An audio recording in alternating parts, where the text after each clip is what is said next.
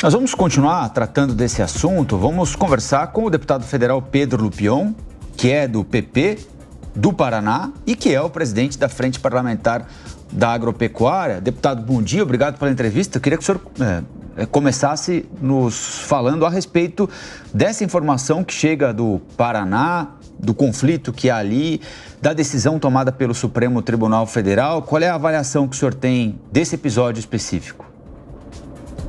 Bom dia, obrigado pelo espaço. Importante momento para a gente conversar sobre isso. É uma situação extremamente tensa, né? O próprio prefeito Heraldo Trento relatou na Jovem Pan no dia de ontem e hoje cedo. Nós já tivemos um produtor feito refém, inclusive ele teve as costas toda queimada com um facão quente.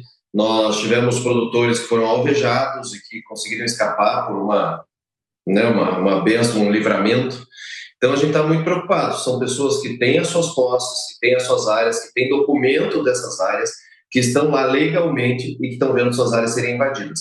O problema maior não é esse. O problema é que a maioria não são indígenas, a maioria são paraguaios que vêm para o território brasileiro. Guaíra, para quem não sabe, é bem na divisa com o país Paraguai, e muitos índios, entre aspas, paraguaios que estão ocupando essas áreas.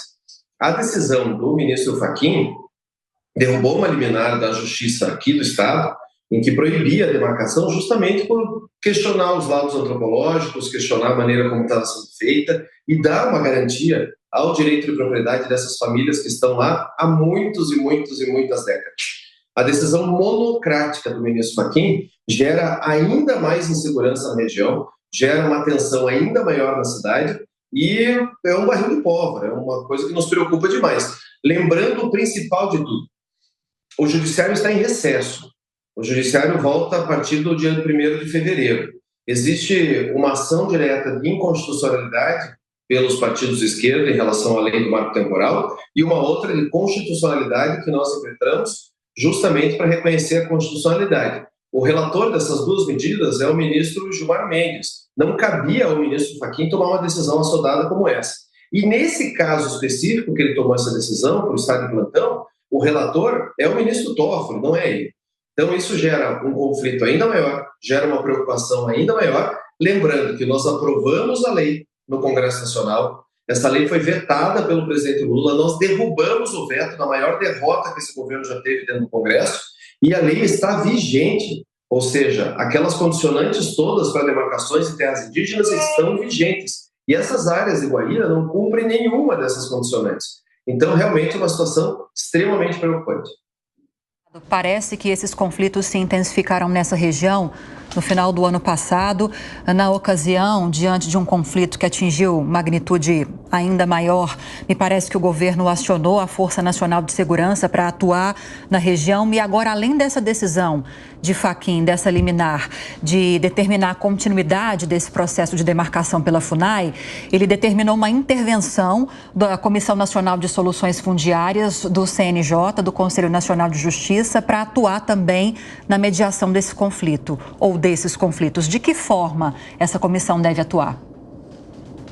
Isso foi uma medida um pouco inócua que foi tomada pelo CNJ no final de 2022, dizendo que todas as reintegrações de posse, todas essas áreas de conflitos agrários teriam que ter uma mediação. Isso foi feito na época da pandemia para imóveis urbanos, para reocupação, desocupação de imóveis urbanos, e o ministro Barroso, no final de 2022, novembro de 2022, se não me engano, estendeu isso também para o campo. Isso é dizer o seguinte: não existe reintegração de posse, né? Esse conselho é feito e composto, a grande maioria, por esses movimentos que têm interesse nessas invasões. Isso está aparelhado politicamente, então é óbvio que a gente não pode ver nada de uma expectativa boa de reintegração dessas posses. A grande preocupação fica na relativização do direito de propriedade. É mais um ataque ao direito de propriedade, é mais um ataque à possibilidade dessas famílias manter os seus títulos, manter as suas posses. Nós não estamos falando só de áreas rurais, estamos falando de áreas urbanas também, do próprio município de Guaíra. Então é uma situação muito preocupante que começou por Guaíra e vai se estender para o resto. Existem áreas questionadas em Terra Roxa, em Itaipulândia e tantas outras cidades aqui, principalmente no município do Lindeiros, ali de Itaipu, e também na costa oeste aqui do estado do Paraná. Então é algo muito preocupante. Hoje à tarde tem uma audiência pública, eu daqui a pouco vou me dirigir para lá, em que estará, né, o pessoal da Força Nacional, da Polícia Federal e o secretário de Segurança aqui do estado do Paraná, para que a gente busque entender o que é que vai acontecer. O que não dá é para virar um bang-bang na cidade e aqueles que têm direito perderem as suas áreas. Deputado Fábio Piperno quer fazer uma pergunta para o senhor também. Ô, deputado, bom dia. É claro que há um componente adicional nessa questão que o senhor relatou, que é a presença desses paraguaios, que também, claro, trazem ainda mais turbulência a uma região que já é há muitas décadas, né, deputado? O senhor conhece muito bem essa área, é tema e foco de muitas discussões. Por que, deputado, que não há uma clara definição sobre essas posses? Por que está faltando documentação para apontar, de fato, quem são os donos dessas áreas? Veja, Piperno, a situação ali é um pouco mais complicada do que isso. Essas áreas têm posse, essas áreas têm documentos, essas áreas são tituladas, não há questionamentos em relação a isso. A grande preocupação é a maneira como foram feitos laudos antropológicos e questionamentos para a demarcação de áreas ali, né? A gente sabe que por parte desse governo existe uma vontade assodada, inclusive, de demarcação de novas áreas.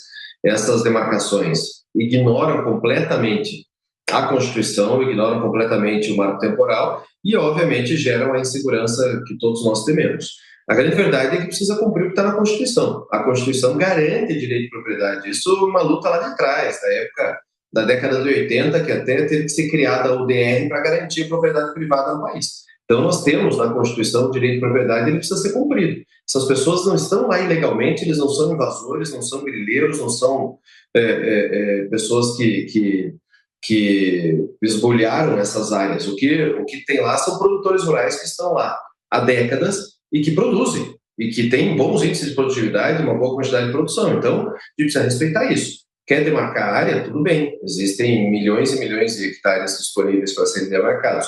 Agora, não dá para a gente ver o oportunismo sendo aproveitado por gente que... Eu vi muitas imagens de indígenas aí que vocês estão apresentando, não é o caso de lá. Os indígenas de lá não estão desse jeito. Os indígenas de lá estão de caminhonete Hilux, a grande maioria não fala nem português, fala guarani, fala o castelhano paraguaio ali, mas, sem dúvida, gera uma insegurança gigantesca para todos esses produtores. Cláudio Dantas.